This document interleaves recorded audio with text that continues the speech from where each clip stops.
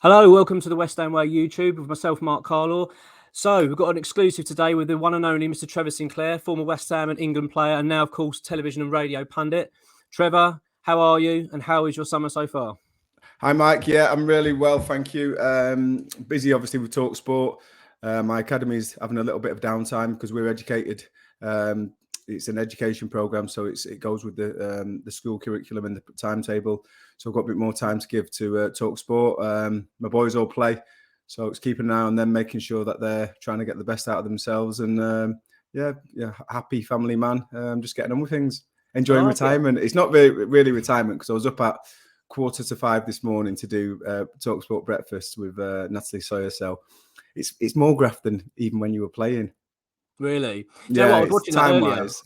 I was watching it earlier, and I'll get back to it a bit later. Some of the things that we discussed, but yeah, I can see you. You're always on talkSPORT. You seem very, very busy. So yeah, I was going to say it doesn't seem like much of a retirement, mate. I don't think you've got that right. No, exactly. I've got it all wrong. Got it all wrong. Trevor, obviously, being on the West Ham way, we obviously want to talk about West Ham. I just want to sort of start where it all began at West Ham for you. I remember in 1998 you joined the club from Queen's Park Rangers. So what can you tell us about that and how the move came about? Well, I was having a difficult time at QPR because really the board had kind of gone back on a word that they give me, that they weren't going to sell Les Ferdinand. They're going to build a team around Les and myself. And the next minute they sold him. So I was fuming anyway. But then on the back of that, I was still playing. I didn't down tools or anything. I was still playing. And then I picked up a ridiculous knee injury, which kept me out for like a year. And then when I came back, the club was even lower. We'd been relegated to the Championship. And I was like, I couldn't wait to get out there. The managers had changed. They'd sacked Ray Wilkins. They'd brought in new management. And I didn't really give them a chance. Stuart Houston and Bruce Rioch. And I remember having a discussion with Stuart and Bruce Rioch, like interjecting, kind of showing that he was the dominant personality out of the two of them. I just kind of lost it, and I couldn't wait to get out there. And I'd actually played or trained with Jamie Redknapp when I was a kid at Lilleshall. Wow. And I think Jamie got accepted into Lilleshall, but he didn't go because obviously he's got a great environment at home. It's a football environment, and his dad just wanted him to have the experience of going through the trials. But that's where I first met Jamie. So I think his dad always knew about me from that time. And then he kept his eye on me when I was at Blackpool in the old 4th division. We'd won promotion the year before I went to QPR. And then he was keeping his eye on me when I got into 21s with Jamie as well. And we won the Toulon tournament over in the south of France. And then it was Jamie's 21st birthday. And I went over and stayed at Jamie's house for a few days.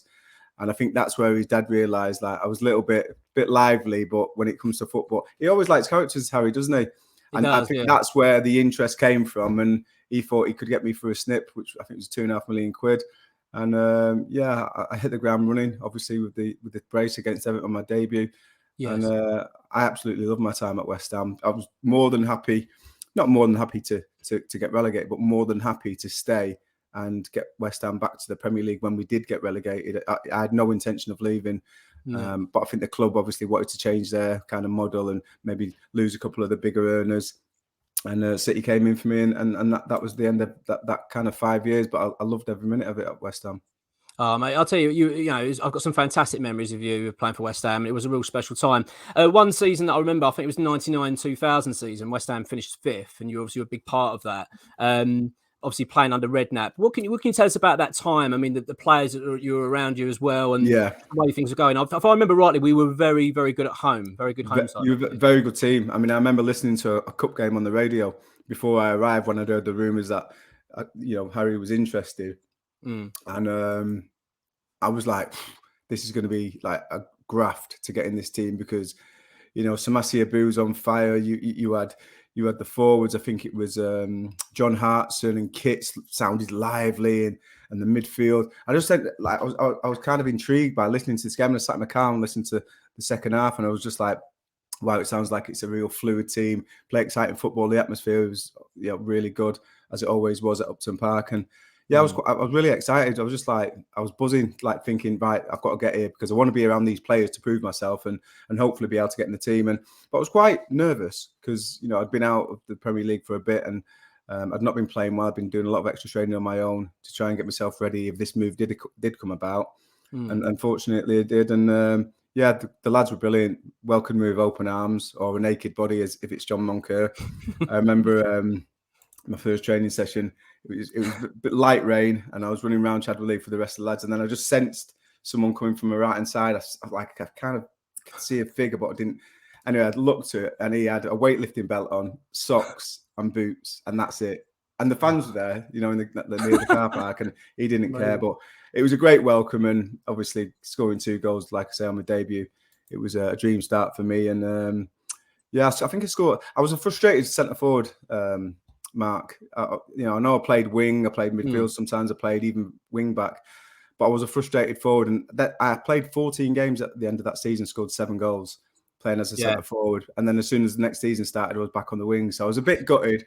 Yeah, I did think I was quite a good finisher when I got in good areas. And if you had someone like Al Berkovic, who was a fantastic footballer, so talented, you make a run and he'll pick you out. You have to break your stride. So I loved that personality and the chemistry that me and him had. Absolutely, we also had that at Manchester City. But yeah, no, it was a great group of players, full of personalities to join. And yeah, I loved it. Well, you hit the ground running off. I remember when you joined. I mean, it's quite surprising to hear you were a little bit anxious about it, especially going into the Premier League. But you never would have known, being a fan. You just seemed to just take it by, grabbed it by the horns, really, at West Ham. Yeah, you hide it, I think. There's a lot of bravado there for players, But I mean, I remember not so much that game, but other games where I've maybe not been on form, or I've had a previous bad game where you kind of looking for the higher being, just give me a good start to the game. You really want to do well, but you try and hide that as a player. And because obviously if you show your opposition that you're nervous, and they'll love that and they'll be all over it. So I always try to hide it and just get on with my game. Well, I mean, you're always associated with some big goals in your career. I mean, there was obviously that famous overhead kick with QPR. I think, was it Barnsley against? Yeah. And then obviously I had to ask you about the Canio goal. I was there actually, and funnily enough, when I see that goal on the clip, I was in the East Stand upper, so I was quite lucky enough to see it kind of from where the telly caught it. Right, and I remember it well, and it's almost like it went in slow motion. And obviously, you had that pinpoint cross. What can you remember about that goal? And also, is it something you get asked about quite a lot? It is. Obviously, it was one of the best. It's been voted one of the best Premier League goals ever. I mean, stunning technique, and exactly what Paolo's all about. Doing the unexpected and being able to execute something so difficult. I can't even get my head around it. The timing and all that. Listen, if it comes into an area where I'm going to try and over a kick, fine. But that skill set I didn't have. So it was always amazing to me the way that he finished that. And obviously, there's a little bit of emotion in there as well, because Mark Vivian Foe spreads the ball out wide to me on the right, and obviously the late Mark Vivian Foe, absolutely lovely gentleman. So there's a hint of just a little bit of emotion in there when you see that goal, but I think it makes it that much special as well, more special because he's involved. But again, another great player, that Harry picked up. That he was such a superb player for us and for his national team, and just carried the ball well. Big athlete in there. But the goal, it kind of epitomised what we were about. At times, people looked at me and said, "Oh yeah, I'd get the ball and dribble, or I'd make runs in behind." But actually, I had good, decent passing range, and just see Paolo start pulling off the back of I think it was the right back, and I just needed to loft it or drill it more so he couldn't move his feet and get his body in a position where he could head the first ball. And luckily enough, the ball beat him, and the rest is kind of history. What Paolo, sensational finish. And yeah, I just remember he's just a cool guy when he's celebration.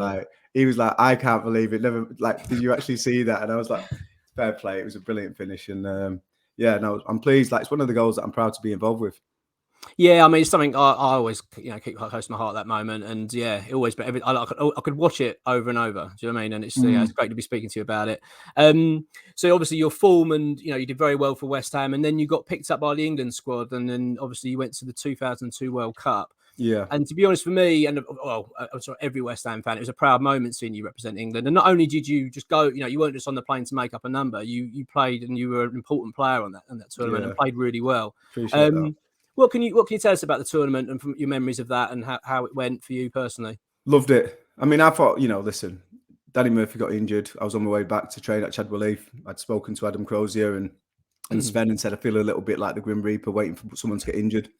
Just let me go back, train. And if someone gets injured in a position that I can play and you want me back, I'll fly straight back out. flew home. But even by the time I was flying home, I think I got to Seoul, and there was always rumours that Danny Murphy had hurt his ankle and he's going for a scan. Anyway, literally touched down in it was a good flight actually. Adrian and myself. Adrian Beventon, who used to look after the players. We had a few glasses of wine on the plane, first class Japanese Airlines. It was beautiful. Nice. You know what? That just relaxed me a little bit, because I did feel a little bit uncomfortable being. I think it was 4 or 5 years on standby. You're fine, but if you're the only one and everyone else is in the squad, it's uncomfortable. So it was like I had a glass of wine, got home, seen that. And my new son, he was a little baby, and then flew back out, and I thought, you know what, I'm going back out. I'm part of the squad, so I felt completely different. But I still didn't think I was going to play, because I thought, you know what, 23rd man. Usually there's 5, 6, 7 players that won't ever touch a ball in the World Cup that go in squads, and that's going to be extended because the squad's going to be extended to 26. So I was just enjoying it. The roof was on. You could see flags, one third hill, third this, that, and the other. Essex and all that, all the England flags. And I was like, this is absolute ledge. I was thinking brilliant, but not feeling any pressure at all, because I thought, I'm never going to get on. Anyway, 15 minutes into the game, Steve McLaren calls me on. Owen Hargreaves got an injury. He wanted me on. I was like, wow, do not let your country down. And it was literally like, I didn't have time to be nervous. I just thought, I'm against Zanetti, just run him, because he's an absolute machine. And if he starts getting on his front foot, he'll destroy you. So just running the other way. So every time we got the ball, I either laid it back and just spun in behind, or if somebody got the ball in a good position where they had time to get it out the feet, I'd come to feet and then spin in behind. And he'd never probably heard of me. He's probably played one of the most amount of games for Inter Milan. I think he's president of Inter Milan now. Argentinian legend, and I just felt I got the better of him that day, and suppressed anything that he had going forward the other way. So it was a really good debut for me in the World Cup, and probably one of the most important games of my career, and probably one of the highlights as well. Oh, I don't blame that. It really was. I think for everyone connected to West Ham, we was really, really proud of you. That's nice to hear that, to be honest, Mark. It was, I remember it well. I remember being with my friends watching it. It's Friday, by the way. I'm just having a glass of red. You're not on the plane again, are you? Trevor, since obviously you moved on to Manchester City, you've now did very well there. And to be honest, I think West Ham and Man City have got a good connection. The fans all respect each other, I think. Yeah. And so I think there was no hard, ill will feeling from West Ham you going there at all. And I think you did very well. Since then, obviously, you've hung up your boots. You're now a pundit. You've been on television. You're now working with talkSPORT. You've been on recently. There's a lot of talk regarding Jesse Lingard, possibly coming to West Ham, and yourself and Simon Jordan. We're having a little bit of a debate in the studio. I saw. First, before we get on to Jesse Lingard, Simon Jordan, what's he like to work for? Because he can sometimes divide opinion, can't he? Oh yeah, he doesn't mind playing the villain. I mean, he's a clever boy, obviously far too clever for me. And when you talk about football and stuff that goes on the pitch, I'll hold my own with him. But when you talk about the business of football, he's done it, wore the t-shirt.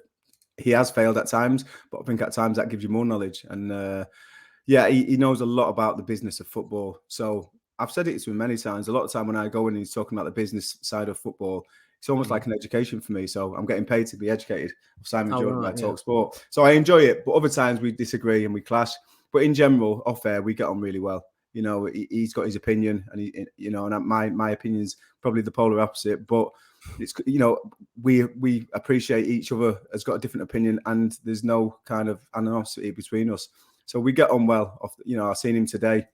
I was finishing breakfast with Natalie Sawyer and Stuart Pearce. I went to shake his hand, and he gave me a big cuddle. So he is affectionate, but he's just a slow burner. And to start with, I thought, oh my God, this guy, I'm never going to, literally every Wednesday, I'd get back on the train coming back up north, and I'd literally fall asleep because I was exhausted with having to try and defend different scenarios and different content that we were talking about on that particular day. But in general, he's a good guy. He is a good guy.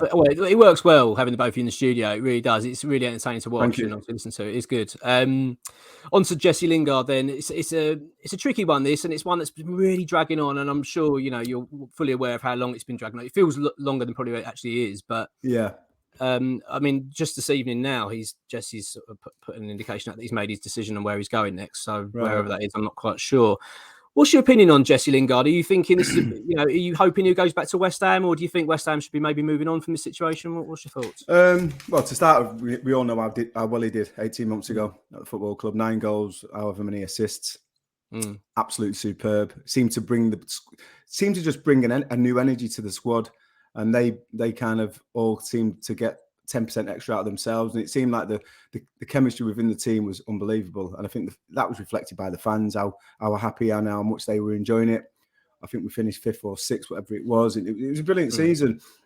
And then it was disappointing because I'd heard many rumours that he wanted to be back at United because Ronaldo was there, or his dad had a big influence on his life and he wanted him back at Manchester United. And yeah, it was difficult to listen to that and kind of just take that information in and then realise that Jesse was going to stay at Manchester United. And he, by all accounts, he had been promised more game time, which never came about. So unless you know the exact details of why he stayed at Manchester United, I don't think we can, you can speculate, but you can't really criticise him, because if he thought he was going back to the club that he's played for since he was a kid and he's going to get chances because of what he's done and he's back in the England squad, then you can't really blame him for that. As it went on, and in hindsight, he never played a lot of football, and it was a wasted year in many respects for Jesse, where he could have, enhanced what he'd already achieved at West Ham. And when you talk about Jesse, he scored 25 goals in the Premier League, 9 of them with West Ham. So I think that shows that the fit was good. It was a big stadium. The fans were all over him. They loved his celebrations. He performed. The players seemed to get on well with him. I thought it was a no-brainer, for him to possibly step out the shadow of Manchester United and be his own man again. He didn't take that option, and we've just discussed why. And now it's back to this situation where he's a free agent. I think there has been discussions with West Ham. I think he's set his bar quite high regarding his wage packet. Yeah, and I'm not sure West Ham are going to be able to reach that. But if we miss out on him, who's to say that it would have been exactly the same anyway? Because like you said, I think the club's improved. We've brought in some better players. Absolutely. And maybe, Jesse's time at the football club was only meant to be the 16 games. And, I'm sure the fans appreciate what he brought. And sometimes it's not meant to be. Maybe that was it. But listen, I wish him well. I think if he goes to, a Premier League club or an elite club in Europe, you can't blame him, because obviously he's a free agent and he's free to do what he wants. But I think if he does go to America at 30, I think that, for me, looking at him as a proper footballer, I think, it's a bit of a shame that, because he won't be regarded as an elite footballer anymore. That's it. But, I'm not saying it's wrong or it's right, because every player has their own motivation of what they want to do. And Jesse might not want to continue to be in. It's a stressful environment. There's always pressure on from all angles: media, teammates, fans, managers, coaches. And he's been in that environment for a long time. So you can't judge him for wanting to go to maybe a more relaxed environment to play his trade. But I just think if he does that, he's probably not. He might look back in years to come and think, why didn't they stay in the Premier League for a bit longer? Yeah, you do get the sense there's a little bit of regret going to surround Jesse, unless he does come back to West Ham. I've always wanted him back, to be honest. But like you say, maybe it was only supposed to be for those half a season when he'd come in. He won me over. I weren't a huge fan. I used to coach with a pal of his who was a YTS lad with him, Kirk Hilton. And so I always had a lot of interest for Jesse, and looking at when he went to Birmingham and when he went to these different clubs and did really well and scoring a lot of goals. And then he has scored some big goals for Manchester United, cup finals and things like that. So he has had an impact. He's made a real impact. But it's moments. If you look at the amount of games he started for Manchester United and the amount of minutes that he's played football as a professional, it's for someone of his ability, it should be more. And I think that's the frustrating thing as a former player, looking at him, thinking what he's got in the locker and how much how many chances he's had to showcase that. It doesn't add up. So something's not quite right. But I think sometimes that's the way football's going, especially with big clubs. You've got to be prepared to be rotated and not play every game. Yeah, absolutely. Well, it's certainly one that I think, with regards to Lingard, we just need concluding now. I think not just for the fan base, I think just for the club as well. I think West Ham want to make that decision, and you get the impression for West Ham this summer that we mean business. They want to push on. And I was going to ask you about that. What are your thoughts so far on the summer, the business that West Ham have done? I'm pleased. Obviously, the centre half is coming. I think everyone's singing from the rooftops about how much ability he's got and how well he'll fit into West Ham's way and to the Premier League. I think the new one, Gianluca Scamacca, I think that's interesting because we've known for ages that we need an out-and-out striker to go alongside Antonio, and then for them to dovetail and rotate between the two of them, and to put a €40 million bid in, and you're going up against one of the biggest sides in Europe, PSG. I think you're showing your teeth and you're showing that you mean business. And you know, he's a young player. I think he's impressed in Serie A. And you know, he seems like he's got the right attributes. He's young, he's tall, he's got physical presence, he scores goals. So I think that's something that, you know, David Moyes, we all know his recruitment's been outstanding. So he's not going to put that kind of money on the table if he doesn't rate him. And PSG are actually doing a medical, I believe, with Eketika. So if that happens, that makes it more likely that they'll pull out of the race for Scamacca, and it could happen. And yeah, I'm quite excited about that one. Yeah, me too. I think it's between him, isn't it? And I think Brozier as well of Chelsea, which is obviously a key target. There was talk about Justin Kluivert as well, wasn't there? But I'm not sure. Yeah. But he's an interesting player. Again, young player, stepping out of his dad's shadow, done really well. And it'd be interesting to watch that space to see if he can achieve anything similar to his dad. He'd be an outstanding player. One as well we picked up, but I'm actually very excited about, which I really caught me by surprise, was Flynn Downs from Swansea. You know, I've seen him play a couple of times last season, just you know, when they've been on the TV, and he looks a good player. But I've never really paid so much attention to him, you know, solely. But even in his pre-season game against Ipswich, he looked really good. Looks a real talent.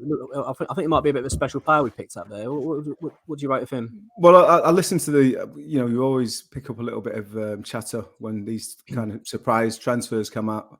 And listening to the Swansea fans, they were full of praise for him, and said, you've got an absolute gem there.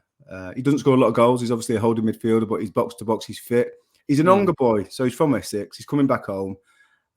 Played for Ipswich, then went on to play for Swansea, who play a good style of football. I think they always have done since the Martinez and Brendan Rodgers days.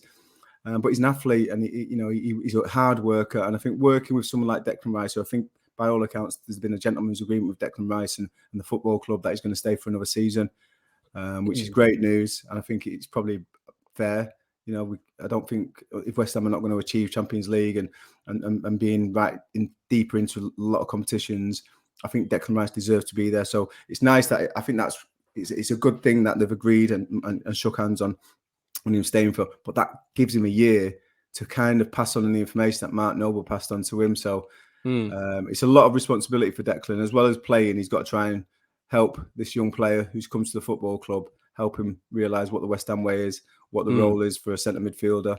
And, we look at the Souček, absolute brilliant athlete, great in the air, arriving in the box, set pieces. So it's knowing your roles as well. And it'd be interesting to see which role Flynn Downs takes up and what his best attributes are at Premier League level, because we know what he's got in friendlies and what he's done at Swansea, but what will he have? What are going to be his main attributes? I reckon he's going to be an athlete. He's going to be box to box. And as long as he's working in there with somebody that can dovetail with him and sit in when he goes forward and vice versa. Yeah, David's obviously a very good coach. He's got Mark Warburton in, who's a respected coach as well now. Now Stuart Pearce has left the football club, and it seems like a lot of good things are being done at West Ham, and especially when you're talking about the pitch and training and player recruitment. Yeah, it's been fantastic. I mean, we've got it's a funny season coming up now, because obviously it's the first one without Mark Noble being a player at the club for a very long time. So it's going to be quite a strange experience, I think, for everybody involved. There was some talk, actually, of David Moyes saying that Noble's in line to come back to the club, taking up, I believe, a sort of like a football director role. I don't know if you'd heard about that, but is that something you think would be a big plus for the football club? I do actually mention that quite a few months ago when we were talking about Mark and what he's achieved at the football club and his loyalty and his service that he's given to the club. He's obviously been rewarded for that. And I think he was unlucky at a certain time of his career not to get called up into the England squad and possibly get a cap, because I think his level was there. But he was overlooked, and that can happen. But as servant to the club, come through the academy, become captain, was part of the transition into the London Stadium, and there was a lot of like unhappy fans at the time, and I think he played his part and his role to make sure that went as smoothly as possible, or when there was problems, they got dealt with, and the communication between the board and the fans were improved. because that's always been a bit of a prickly relationship. So I think Mark played his part there. But I do think that, maybe not as a coach because he's very young, to go in coaching and hit the ground running as a young coach and be around a first, I think it's very difficult. I've been coaching 15 years now and you're still learning all the time. So I think if he was going to have a bigger impact, I think it would be going upstairs, learning about the director of football, learning how transactions get made regarding player coming in, players going out, the relationship between the director of football and the management and the players. And yeah, I think that would suit him. And he is a good communicator. He understands what the club represents and what it stands for and what's required to meet that standard. And I think he could be a really important key figure between the playing staff and the owners. Obviously Golden Sullivan at the moment, but whatever the owners will be, I think he'll be quite important to keeping that relationship good and making sure that, the communication and the understanding is very clear. Absolutely, mate. It's something I would love to see happen. I'd love to see him back at the club. And I think, as you say, I think it would be not only for the behind the scenes, but I think even for the playing side, to have him around again, I think it would be a big plus. Before you go, Trevor, one thing I wanted to ask you now is next season, what your thoughts are in terms of where you think West Ham what we can achieve, where you think we're going to go, and are we finally going to get some silverware? What do you reckon? Well, listen, I think we've always been a club where the possibility of winning a cup is there because we've always had, maverick players. We've always had players that on their day, if everything clicks into place, if the stars align, they can produce brilliant performances and upset teams. I mean, we've seen with Manchester City, what an absolutely brilliant performance. And City were pushed all the way to try and get back into that game and they managed to get a draw out of it. But it just shows, with your Bowens, your Antonios and players of that ilk where they've got really good strengths going forward. And there's many more behind. Obviously, Declan's a top player. So I just think we've got a lot of tools where if we can get that consistency on a run of 5 or 6 games, because that's all it is to get to the final, there's every chance that we could win silverware. It worries me about the league because I think they probably finished a position down than where they should have finished. For me, last season, I thought we should have got 6th above Manchester United. Yeah, I agree. I was disappointed that we didn't. But Man United have strengthened there, spending a lot of money, got a new coach. You look at the teams above them, Arsenal spent a lot of money. Tottenham, I think they've recruited really well. Obviously, Chelsea are in a bit of a transition. And then you've got Liverpool, Man City. So what we're saying at West Ham, 7th's the best you can do. All lot on top of that, you got Leicester who underachieved last year, and you got Newcastle who've got loads of dough, and they look like they're going to do something. So I think next season we'll do well to finish 7th, and I think that's why David Moyes now is looking at players like Scamacca, bringing him in, the centre half that he's brought in, making sure he's settled. Just going back to the question about Jesse Lingard, and I know Jesse wants to make the best decision for himself. But if I'm in Jesse Lingard's shoes, I want to do pre-season with the teammates so that when I look to my right and I look to my left, 1st of July, I know that he's doing all the graft that I'm doing. And then when the shit hits the fan on one of the games in the Premier League, he's got it in the locker because he's done all the work with us. The lads are not going to have that feeling about Jesse. So it's all right saying he wants to make a decision, he wants to get the most money. Yeah, lovely. But you still got to do pre-season because pre-season is the foundation to any good season. And we're seeing with like Marcus Rashford now, looked like he was working over the summer. Anthony Martial, he started the pre-season really well, looked after himself over the summer. Even Jadon Sancho.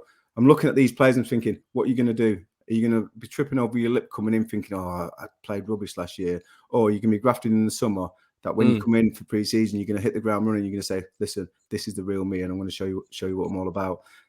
Jesse's missing out on that the opportunity to do that for me. Absolutely. And he can do everything he wants on his own. But him and I know, and anyone who's played the game, running with the lads and running on your own are completely different. You push each other, you drive each other.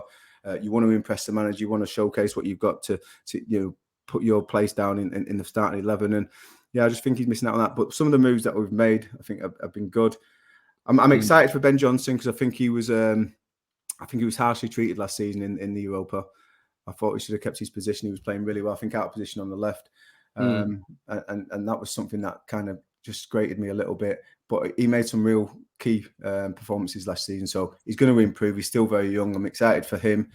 And it's looking like, you know, we've recruited reasonably well. I think David still wants to get a few other players hit in, so there's still 40 odd days to go in the transfer window, and plenty can happen. But when you look at the teams around us and how they've strengthened, I think we're going to we'll have to do absolutely brilliant for me to finish 7th. I agree with that. I mean, for some reason, it does feel like you're saying, you listen off those teams there, it feels like everyone's strengthening. It does feel like this is going to be one of the most competitive Premier League seasons coming up. I mean, you can sort of already predict that the top 10's already kind of packed out and as it is. And you think, and all of those 10 teams are gunning for top 6, or arguably probably 7 or 8 of them want top 4. And Villa, I'm just looking at it now. Villa underachieved. So Stephen will want to put that right, because I think people are starting to question that. Palace did well, but I think they want to finish higher up the league. And you know Patrick Vieira, what he's all about. Brighton, you know, Graham Potter's got a fantastic reputation, but he wants to finish above there. Leicester, I mentioned that earlier, they underachieved last year. Wolves with this new manager, Lage, you know, they're a threat now. I think they're a dark horse, Wolves, actually. Absolutely. And the style of play, everyone knows how they play, 3-4-3 or 3-5-2. It's gonna be competitive. So it's important that they start the season well, and that's why it's important that they get the players in ASAP so they can do work and get that work in, get that understanding in, work on 2 or 3 different shapes, and make sure that you start the season in a really good shape. Absolutely, mate. I totally agree. Trevor, it's been an absolute pleasure speaking to you. Really, really appreciate that. And my pleasure. Hope one day we can get you back on again and for another chat. Lovely. Cheers, mate. Have a good weekend, yeah. Yeah, you take care, Trevor. Take care, mate. Cheers, Bye-bye. Bye.